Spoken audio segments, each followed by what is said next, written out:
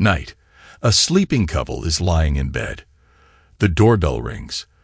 The couple wakes up. The woman says, "Quick, my husband is back." The man jumps out of the window. As he is falling, he starts to think, "Shit, I am the husband." Yes, this is an old and well-known joke, but how do you like the idea? Telling a joke before each story. Please share your opinion in the comments. And now for the serious stuff. Let's go. What are the odds? I haven't seen or heard from her in 10 years. Of course, that's because I disappeared and did everything I could to not be found by her new husband, and his family. I was pretty successful at it too. Yet there she was, standing in a booth at the expo for the same convention I was attending. She even walked right past me without even recognizing me. When that thought struck me, I began to form a plan. Oh yes, I can be a real jerk at times. I should give you a bit of background here. You may also be wondering why my ex-wife's husband's family would be looking for me. It probably has something to do with the fact that they, at one time, were also my family. You see, her current husband is biologically my older brother. Of course, his parents are also biologically my parents, and his 2 younger sisters are my biological sisters as well. When everything blew up, I simply walked away and created a new life for myself. So, my name is Marvin Anderson. It's been my name for the last 10 years. Marvin, because that was my given middle name. And Anderson because I looked up and saw the sticker for an Anderson window when I was trying to think of a good last name to use. The woman I've been talking about is Beverly Curtis. She was Beverly Stinson in high school. Long drawn-out high school romance here. Use your imagination. Yes, we were high school sweethearts. Yes, we gave each other our virginities after our senior prom. Yes, I was in love with her. Yes, she was in love with me. Well, okay, with my family's money too. Too bad I didn't know that at the time. Yeah, my family had money. Mom and Dad owned a medium-sized manufacturing plant.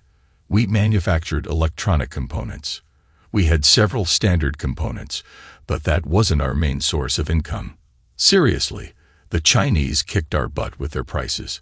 We kept it up with the Made in America requirements. Most of our market was small-scale, high-value items. It was specialty components that we designed and built based upon the customer's needs. It turned out that it was highly profitable. Okay, so some info on my family. There was Mom and Dad, of course. They started the business before I was born. Dad had a degree in electronic engineering. His best friend had a degree in manufacturing engineering. My great-grandfather on my dad's side had made a ton of money during the Depression by loaning money to people who couldn't afford it to buy houses. When they couldn't make the payments, he foreclosed on the land. He actually sold the same piece of land several times to different people. Maybe that explains where my family got their serious lack of morals from. So Brad is my older brother. I told you about Mom and Dad. I also have twin sisters that are younger than me. Truthfully, they were the babies of the family and the only daughters. Yes, they were spoiled. Their entire outlook on life was that if it didn't directly affect them, they didn't give a rat's behind. If it did somehow affect them, they went with the decision that least affected them. That probably explains their behavior when the stuff hit the fan. So, cliché after cliché, we got married just after our sophomore year in college. We had been married for 5 years when I came home early one day and found her in bed with my older brother. Long story short, I was just a stepping stone to her. Brad would eventually take over the family business, and I would remain a glorified worker bee. Sure, I would be technically second in charge, but it would be Brad with all the power, prestige, and access to society. Bev and I went to high school together. We had started dating during our senior year. We both went to the local college. She ended up pregnant at the end of our sophomore year, so we got married over the summer. She dropped out to raise the baby while I went on to finish my degree. We had lots of help from my family. We were both 20 years old when we got married. Once Jenny turned 2 years old, Bev went to work as an administrative assistant at my family's business.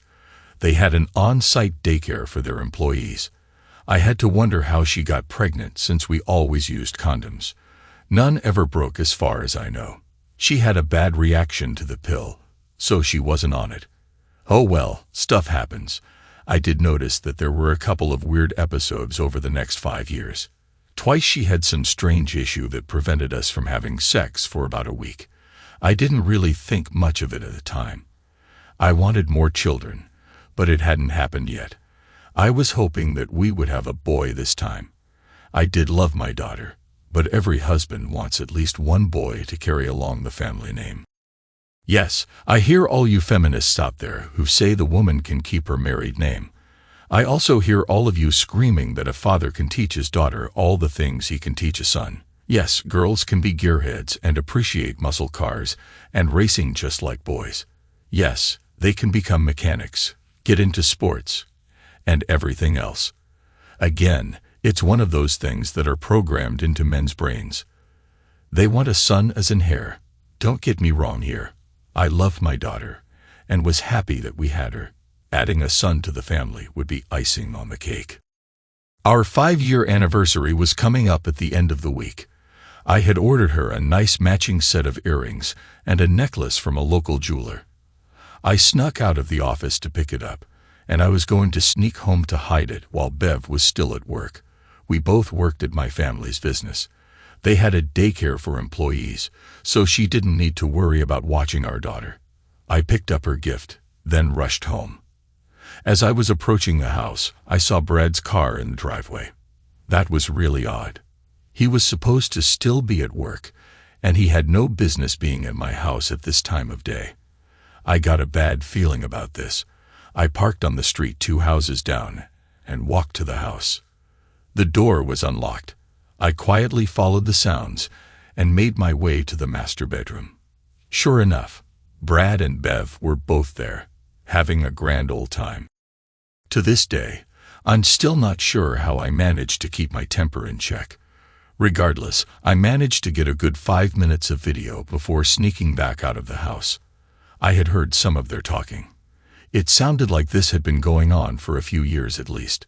Despite the rage that I was feeling, I knew that I had to take the time to get all the information and put a plan together. Flying off the handle would only cost me more money and humiliation. The divorce laws in this country screwed over the innocent husbands while rewarding the cheating wives. That was especially true if there was a child involved. She would get the house, and I would get the mortgage. She would get custody and child support, and I would get missed visitations. She would get alimony, now called spousal maintenance, and I would get the honor of paying her to have sex with other men. In order to minimize the damage, I had to keep this a secret until I was ready to strike. Oh, and she would not be getting the jewelry I just bought for her. It took 3 months before I was ready. Now, you may be expecting me to tell you all the clever ways I went about avoiding having sex with the woman, and you would be wrong. She is a beautiful woman with a fantastic body. I drilled her as much as I could. Besides, it wasn't like I was really risking getting a disease. She was only screwing my brother, not the whole town. The other thing was that if I tried to suddenly begin avoiding sex, she would get suspicious. No, I did an Emmy award-winning performance of being the loving husband and father. Besides, I did not want to pay someone I don't know to get off. I didn't mention it before, but I was the 8th manager for the company. It became apparent that the rest of the family thought so little of me that they must have never even thought about that little fact. My team was responsible for all the software, hardware, and programming on every computer and machine in the company. I had unlimited access to everything that required any sort of computer code. I am the only one in the company with what I call the God codes. Those codes give me unlimited access to every machine the company owns: laptops, desktops, smartphones, CNC machines, 3D printers. Hell, I even reprogrammed the coffee makers in the break room. A little piece of advice: if you're going to screw over the it guy, don't use company assets to discuss it. 5 minutes after getting to my office, I was reading all their text messages and emails. Yes, I said all their messages. I started with just Bev's and Brad's. From there, I found out that my parents had known about it as well. One text from Mom was even discussing it with the twins and cautioned them to make sure that they didn't somehow let me know. Yes, my entire family not only knew that my brother was screwing my wife, but they also seemed to approve of it. Now you were probably thinking that I was at the edge of the breaking point. You would be correct. I really didn't see how this could get any worse. That was when it got exponentially worse. Jenny wasn't even my daughter. She was Brad's daughter. Those 2 episodes that I mentioned earlier that prevented us from having sex for a while. Abortions. She had 2 abortions because I was the biological father. She had Brad's baby but aborted my 2 children. They needed to pay. They needed to pay a lot. The more I discovered, the more I planned. Don't ever mess with the it guy. You may be wondering why I know. It turned out it was just plain old greed. Brad was being groomed to take over the company. I was never going to be more than a shareholder, a minor one at that, and kept on as the head of it. They were going to string me along as long as they could before Bev asked for a divorce, so she could marry Brad. His income was going to be much higher than mine ever would. Why the wait? It's simple. They needed me to keep the machines going until they could find someone to replace me if needed. Sure, they hoped I would just accept the situation and stay, but they also wanted a backup plan in case I left. Besides, I was raising their child and supporting Bev, so Brad had less to pay out. He could build up his finances to better take care of his wife and child later. They were also planning on never telling me about the true parentage of Jenny, thus leaving me on the hook for boatloads of child support payments. For the next 3 months, I began to slowly siphon money from our accounts to a new account in the Cayman Islands. I sold Bev on the idea of taking out a second mortgage on the house to install a huge swimming pool and entertainment area in the backyard. Of course, she agreed to that. It would make it so she and Brad could do more entertaining, and I would be on the hook to pay for it. It took a full month for the loan to go through. I stashed that money in the offshore account as well. I would bring home some designs about once every 2 weeks to show her that I was working on it. I did the designs myself while I was supposed to be working. I even put a notice on an online website that we would be taking bids on the work. We ended up interviewing 5 different contractors. I hired a private investigator to place hidden cameras in the house while Bev was at work. They were high definition and also recorded audio. Everything was recorded to a cloud server that could only be accessed by me, the PI, and my divorce lawyer. I continued to copy all their emails and text messages. I also printed out hard copies and kept them in a new safety deposit box I had opened in a different bank under a new name, Marvin Anderson. I'm not a stupid person. I knew that when the stuff hit the fan, every one of them would be beyond belief. They would begin a campaign of harassment and try to recoup the cost for the damage I was about to unleash. I created a couple of online social media profiles.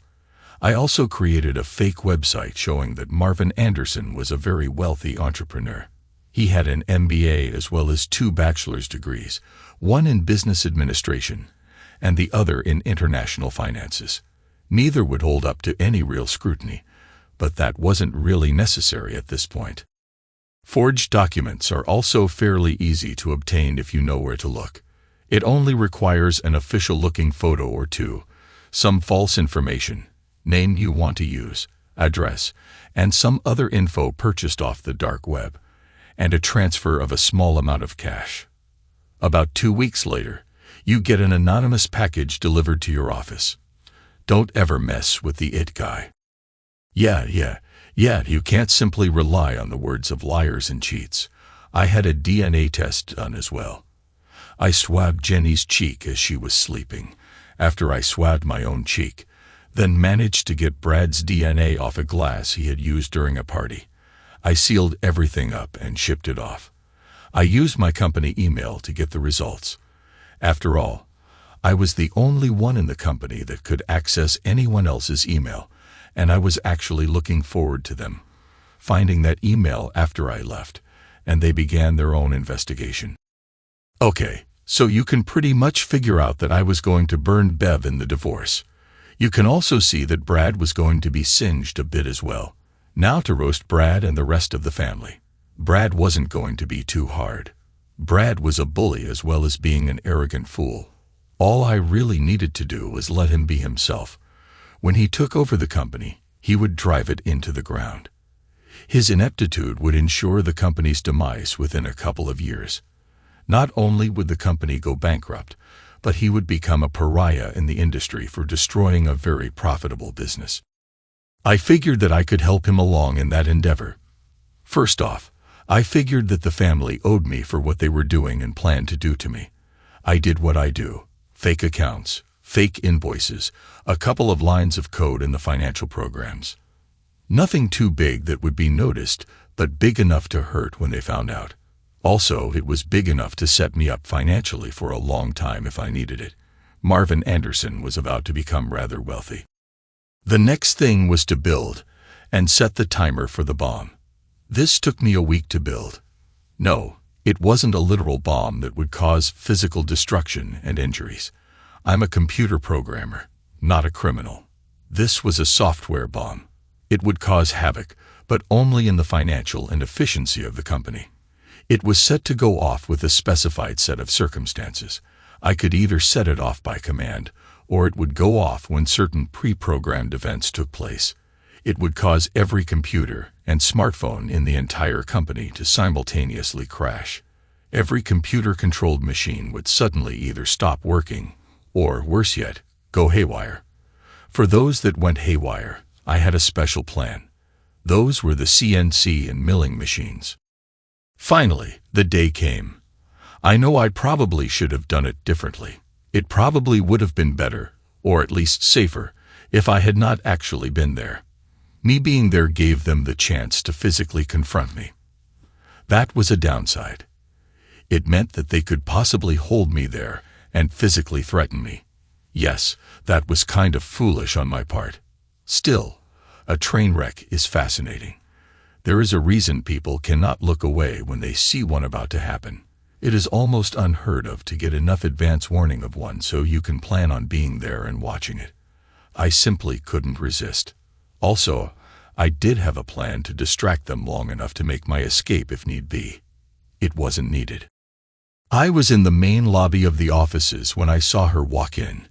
She was mid-20s and dressed professionally. I have to say, she was absolutely gorgeous. She was carrying a briefcase and 3 manila envelopes tucked up under her arm. That was the signal for me to begin smiling. I walked into my father's office. "What's this?" he asked as I tossed a sealed envelope on his desk. Instead of answering, I held up my hand with all 5 fingers spread. 5, 4, 3, 2, 1. I counted as I lowered my fingers individually. During the countdown, a loud moaning wail was heard from outside. 5 more fingers were held up and another countdown.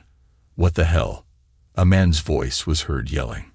One last countdown, and the blonde bombshell appeared in my father's doorway. "Mr. Nathan Curtis," she asked in a Georgia drawl that sounded like peaches and honey.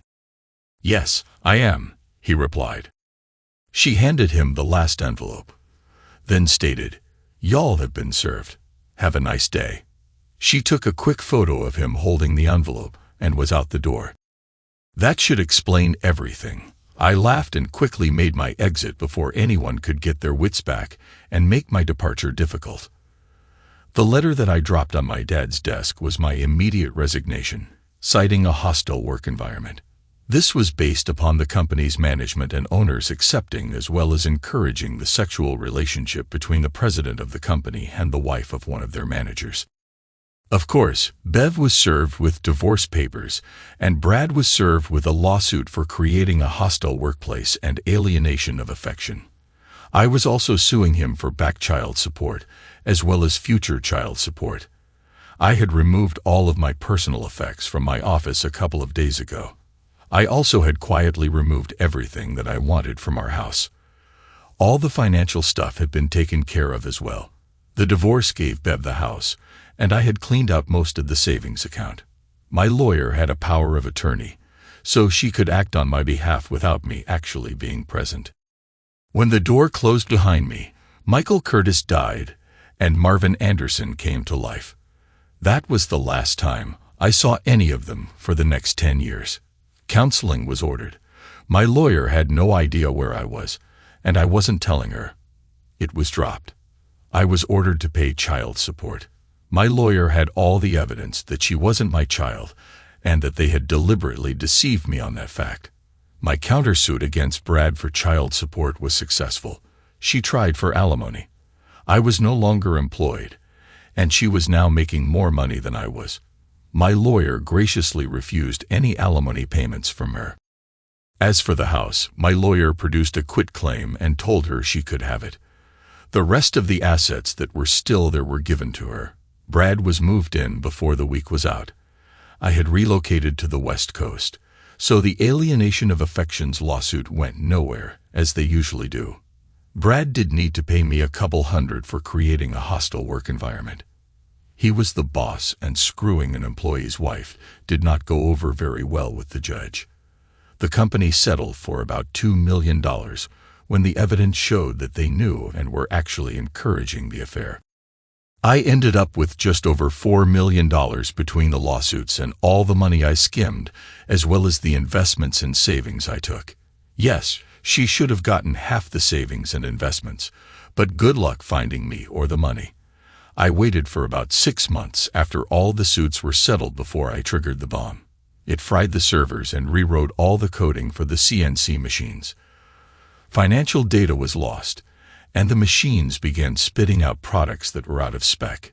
It took 2 weeks before everything was fixed. That was 2 weeks with no production. That threw off a lot of the scheduling and caused several missed deadlines. I ended up starting my own IT consulting company. I used an offshore LLC to keep my name off of it. I became fairly successful. 2 years after I left, I was involved in a traffic accident. It required some rather significant facial reconstructive surgery. I decided to use that to my advantage and modified a few features that I really didn't like. I always thought my nose was too big, so I had it made smaller. My chin was a little weak, so I had that fixed. Just a couple of small modifications. Since I always hated my chin, I had maintained a goatee since I was 18 years old. Now with my chin reshaped, I began going smooth-shaven. With just a couple of minor changes, I looked completely different than I did before. The trucking company that owned the rig that plowed into me was paying for it anyway. One other change was that I was also in much better shape. I was always fit, but not overly so. Sure, I spent a couple of hours a week in the gym, but it wasn't exactly hardcore workouts. It was mainly just to keep me from getting soft. After the accident, I had to go through some rather rigorous physical therapy that got me into the habit of working out harder. Yeah, it sucked at first, but I soon discovered that it made me feel a lot better. I began to also notice that I was looking better as well. Before, my stomach was flat. Now it had a defined hard six-pack. My chest, legs, and arms bulked up as I added muscle. I went from an average sort of thin office worker to a muscular, confident man. Yes, it was totally their fault. The driver was on speed, had been driving for too long that day, had forged his logbook, and the truck was lacking in proper maintenance. I ended up owning the company after that. I immediately instituted new safety rules and ended up firing 5 drivers. The reputation of the company improved, and we were getting more business. I had to sit with the NTSB regulators and outline my plan for improvements first. I kept them updated. Once the insurance company saw what I was doing, the insurance rates dropped as well. It didn't take long for my new policies to get around, and the reputation of the business increased dramatically. We delivered on time and safely. I had hired a couple of new mechanics and made sure that all the trucks and trailers were properly maintained. So between my consulting business, the trucking company, and a plethora of good investments, I was very well off. And now I was looking across the room at my ex-wife for the first time in 10 years. Those old feelings of betrayal and anger began to surface again. Sure, I got all of them out of my life, but they never got punished for what they did to me. I never got any real revenge on any of them. That's when an evil plan began forming in my head. I would pay them back, just the same way they betrayed me. It was obvious that Bev hadn't recognized me. She had walked right past me, looked directly at me, and smiled. It was one of those smiles that women give to a man that they are attracted to. It wasn't really flirty, just probably unconsciously telling him that she finds him attractive. This was going to be fun. I knew her weaknesses and motivations. It was just a matter of using the proper bait on the hook. I had exactly the proper bait I needed for this. Suddenly, I had a thought. I pulled out my phone and checked the date. Yep, perfect. My plans expanded to include even more destruction. I just needed to convince her that it was safe. I sauntered over to the booth she was at. I really had no use for anything that her company provided, but she didn't need to know that. I began looking at the brochures on the table, pretending to be interested. "Do you have any questions about any of our products or services?" a feminine voice asked. Pretending to see her for the first time, I answered, "Actually, I do have a few questions, but I am afraid that I don't really have the time right now to properly get all the information I would like. I am interested in a couple of products, and I am looking at needing a large supply of each. Unfortunately, I am on my way to a meeting right now." "Oh, okay. Can you stop back by later?" "Unfortunately, I won't be available until about 7 o'clock this evening. I believe that's when the expo closes tonight. Tell you what, here's my card. I'm basically just going to be hanging out in my hotel this evening, so give me a call, and I can meet you somewhere and answer all of your questions." Yep, the prospect of placing a big order had her interested. Now to get her to buy. "How about this? I'll make dinner reservations at Mario's for 7 o'clock. It's right here in the hotel, and I have heard it's one of the best Italian restaurants in the city. You can meet me there for dinner, and we can discuss what your company has to offer." Deliberately looking down at her left hand, I added, "And you can bring your husband along as well. After all, it's a business dinner. Oh, and here's my card. My name is Marv Anderson. I own Mac Industries LLC. I have a few different businesses that could use some of your products." Her smile got bigger. She probably didn't know anything about me personally, but she was very well aware of Mac Industries LLC. I could practically see her eyes springing out of her head in the shape of dollar signs. She then took more than a quick look at the tailored Armani suit I was wearing. "That would be great. It will just be me, though. My husband couldn't make it this time." "That's okay. Do you want to ask any of your colleagues to join us as well?"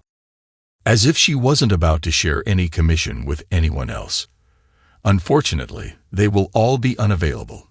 It will just be myself. I'm sure that I can answer all your questions." I gave her a big smile and sauntered off across the room to the exit.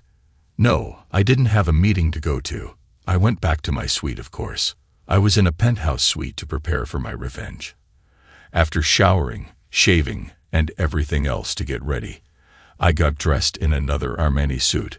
Couldn't wear the one I had on earlier. That would just show that I wasn't as rich as I needed to be. When I arrived at the restaurant lobby, I saw Bev was already there. She had apparently gone all out to impress. Her LBD was cut low, and the hemline was high. She was standing in 5-inch CFMs, and I was going to be interested in whether or not she was wearing thigh highs or stockings and a garter belt.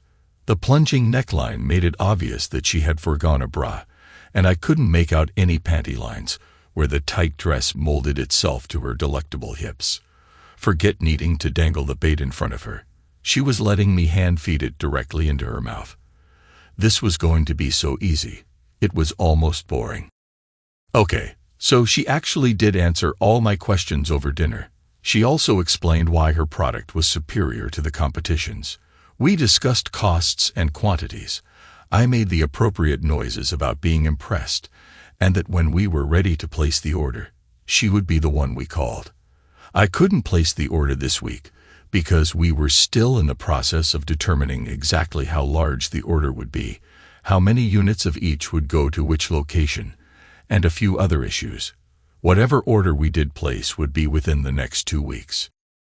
Little did she know that I had absolutely no use for any of her products, and even if I did, I wouldn't purchase them from her company. I would go to her largest competitor instead.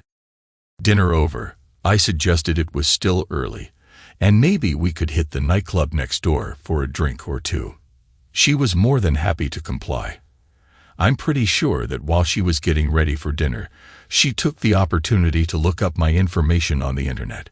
It would show her that I was indeed as wealthy as I appeared. The way she held my arm and molded herself to me as we danced, I couldn't help but wonder if she were thinking of trading up again. After a couple of drinks and several dances, we were up in my suite. No, she wasn't drunk. She knew exactly what she was doing. She was the one who suggested it. Yeah, I could see the dollar signs shining in her eyes. Oh, and I had discovered as we were sitting in the club that she was indeed not wearing panties. Instead of even the slightest protest as I had slid my hand up her thigh, she just smiled and spread her legs wider in invitation. "I'm not on the pill," she huffed as I was kissing and nibbling on her neck and earlobe. "Don't worry.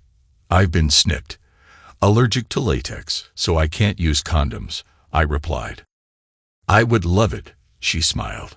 She probably should have thought a bit more about it, but I was doing everything I could to distract her. We went 3 rounds that night. The next day, she moved all her things into my suite. We had sex every night. "So, is there a Mrs. Anderson, fiancé, or girlfriend?" she asked on the last morning of the conference. I was wondering if she would eventually ask about that. It was blatantly obvious that my left hand was unadorned. Now, maybe I could have a bit more fun with this. No, I was married for a couple of years, but we split up. We just drifted apart. We were too young when we got married, and we ended up divorced. I haven't found anyone else yet, but I keep looking. I'm thinking that it's time I settled down now. Well, I would definitely like to see you again. I find myself becoming quite attracted to you. It's not just that you are a fantastic lover, but I also enjoy our conversations, and just being with you. What about your husband? You being married might cause some issues if we were to begin dating full-time. We're really no more than roommates right now. We don't even sleep in the same room. I can't even tell you the last time we had sex. Before I can start putting any real effort into a relationship, I need to deal with several business issues. I'm going to be doing a lot of traveling for the next few months. I'll get a hold of you when I'm through if you're still available. After 2 more rounds of sex, we cleaned up, packed up, and checked out of the hotel. She went her way, and I went mine, with the promise of keeping in touch. I ripped up her business card and tossed it in the trash as I was getting ready to board the airplane. The next Monday, I contacted a security firm that I kept on retainer. They were to keep a close eye on Bev and my former family for at least the next few months. Contrary to what she had told me, she and her husband were far from simply roommates. The security firm managed to place hidden cameras and microphones inside the house. They averaged having sex 3 to 4 times a week. Yeah, it was illegal as heck. But this security company was really good at getting information. I didn't care about most of the crap they did, but I was needing some specific information. One thing I found out was that, surprisingly, Brad was completely faithful to Bev. At least he was now. Can't say for sure about the previous 10 years. He was also wanting another kid, preferably a boy. I also found out that they had a ritual for the night before either one of them had to travel. They each tried to wear the other one out with sex. That made me smile. It was 2 months later when I got the last piece of news that I was hoping for. I watched the camera feeds as she was setting up the living room for when Brad got home from work. I watched the reveal. When Brad stepped through the door, "Congratulations, Daddy. You managed to knock me up again." He was stunned, then overjoyed. "How far along are you?" he asked. "About 2 months. You must have done it either the night before I had to leave for that week-long conference in Las Vegas, or it was the night I got back. Apparently, she still believed that I was shooting blanks. She did call and leave a message, tearfully telling me that she and her husband had reconciled. She wouldn't be able to run off with me now. That gave me a good chuckle. After that, I had the security company remove all the cameras and stop watching them. I could get the rest of the information on my own. I set a reminder on my Outlook calendar for a couple of months down the line. It was just about dead on 9 months after the conference. I was checking the birth announcements in my hometown. There was a picture of Bev holding a newborn baby boy with a smiling Brad looking over her shoulder. I had completed the changeover in management of all my companies, and I was now looking at the picture over the internet from my villa in Costa Rica. No, I wasn't going to stay holed up here forever. It was just one of the places around the world that I owned. Besides, I was no longer Marvin Anderson. Good luck finding him. Besides, he wouldn't matter anymore. They would soon figure out that was just an alias anyway. Time to finish my revenge. I switched over to a new Gmail account I had set up just for this. Now let's quickly see the story from the eyes of Beverly Curtis. It was 2 weeks since little Marvin was born. I'm still not completely sure how I managed to convince Brad to name him that. No, I was under no illusions that Marv was actually the father. Marv had a vasectomy and was shooting blanks. He even showed me the medical report he had done. Brad had managed to knock me up the night before I flew to the conference, or the night I got back home. I simply wanted to name him Marvin to secretly remind me of the fantastic week I had. My husband was ecstatic that we finally had a son. At first, he's been acting a bit weird since a couple of days after the birth. I'm not sure what's going on, but something just isn't right. I had just put the baby down for a nap. Jenny was in her room, probably texting with her friends. I was just about to start making dinner when the front door suddenly slammed open. "You cheating witch," Brad yelled at me. "How many times have you cheated on me?" I was shocked. I mean, there was no way that he could have found out about Las Vegas. Okay, sure, I had started thinking about trying to snag Marv. Brad did have a lot of money, but Marv was a whole lot wealthier. Then when I found out that Brad and I were going to have another baby, I just couldn't leave Brad. "What are you talking about, Brad? I've never cheated on you. Seriously, it's been over 9 months since that conference in Vegas. There's no possible way he could have found out. At least there could not possibly be any proof now." He threw an envelope at me. It was at that point that I noticed his parents and the twin sisters had followed him into the house.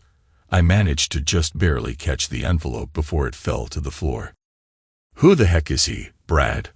I don't have the slightest idea what you were talking about." About 2 weeks ago, I got an email with a link to a website showing a load of videos of you screwing some strange guy while you were at the conference in Las Vegas 9 months ago. It also suggested that I get a DNA test done on the baby. It said that there would be a couple of surprises in there. One big surprise is that I'm not the biological father. He took several deep breaths, then continued, "I want to know who Marvin's real father is." I was shocked. Brad is his real father. That's when I opened the envelope. It was the result of a DNA test. It said that Brad was not the father.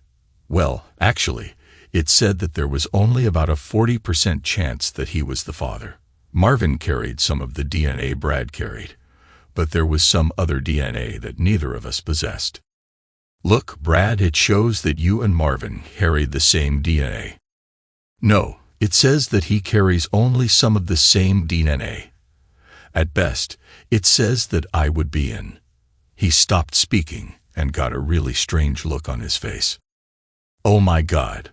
Michael, that scream came from my mother-in-law." No, it couldn't be. Sure, there might have been a very slight resemblance, but Marv couldn't be Michael. DNA doesn't lie. Brad was definitely not the father, but he was a close relative of the real father. There were no other male relatives except Brad's father close enough to be a match, and I had definitely not had sex with my father-in-law. Marv was the only other man I'd slept with, and I realized that week was my fertile time. I was absolutely shocked. Suddenly, I began thinking, Michael was a genius with computers. How hard would it have been for him to fake a medical document like that? Then I remembered those 2 abortions where I took care of the 2 times that I had accidentally gotten pregnant by Michael. I had purposely avoided having any children from him. Now, in the irony of all ironies, I just had his son. I had cheated on Michael with his brother. I had now accidentally cheated on Brad with Michael. He knew, and he did it on purpose. I screamed out. "What are you talking about?" Nathan asked. I didn't recognize him. He looked completely different than he did 10 years ago. I'm sure he recognized me, though. He knew all the right buttons to push. He knew exactly what he was doing. He seduced me. He told me that he had a vasectomy. He even showed me a medical report. My cycle is as regular as clockwork. He must have remembered that I would be at my peak fertility that week. Oh my God. He must have remembered that I had those 2 abortions and purposely avoided having his children. Well, screw him. He sued me for Jenny's child support, so now I'm going to sue him for his own child support. Much as Michael Curtis had disappeared before, Marvin Anderson no longer existed. Brad's attempted child support suit went exactly nowhere. You can't sue someone that doesn't exist. Brad and Bev ended up staying together. He would be on the hook for child support for both Jenny and Marvin until they graduated from college. He would also have to pay child support, spousal support, the mortgage on the house, and at least half of all their assets. It was cheaper to keep her. They stayed together, but their relationship was permanently destroyed. Now they were living in a loveless marriage and simply became roommates with benefits. They still had sex occasionally, but it was just sex. There was no more making love. Now it was simply 2 people relieving their urges. They sold the house and quietly split up as soon as Marvin left for college. Don't worry about little Marvin. Sure, he was not the offspring of the favored brother, but he was still a cute, happy baby. His grandparents still spoiled him, and his mother still had her maternal instincts. The decision was made to never let anyone know about his true parentage. Besides, Brad always did want a son. They never did have any more children. As for me, I did end up getting married again. We have 3 children, 1 boy and 2 girls. I dote on them constantly. Every once in a while, I do think about my other son out there. Yes, it would be nice to visit with him and have him in my life, but that is simply not a possibility. Perhaps after he turns 18, I might see about quietly reaching out to him. When I finally die, he will be in for a shock. He is included in my will. As for my parents, I sent them 4 anonymous emails. The first one told them that I got married. Obviously, they were not at the wedding, and they never got to meet their new daughter-in-law. The other 3 emails were to tell them about the births of their grandchildren that they would never see. That was my punishment for them. I hear that they have spent a fortune on private investigators looking for me and my children. Good luck with that. So, you probably think I am a real jerk for what I did. I won't really argue with you on that. Just keep in mind what they did to me. I think I deserved a little payback. My brother cucked me, so I turned it around and cucked him. She purposefully refused to have my children when we were married, preferring to have my brother father her daughter. So I tricked her into having my son while she was married to my brother. I think that's justice.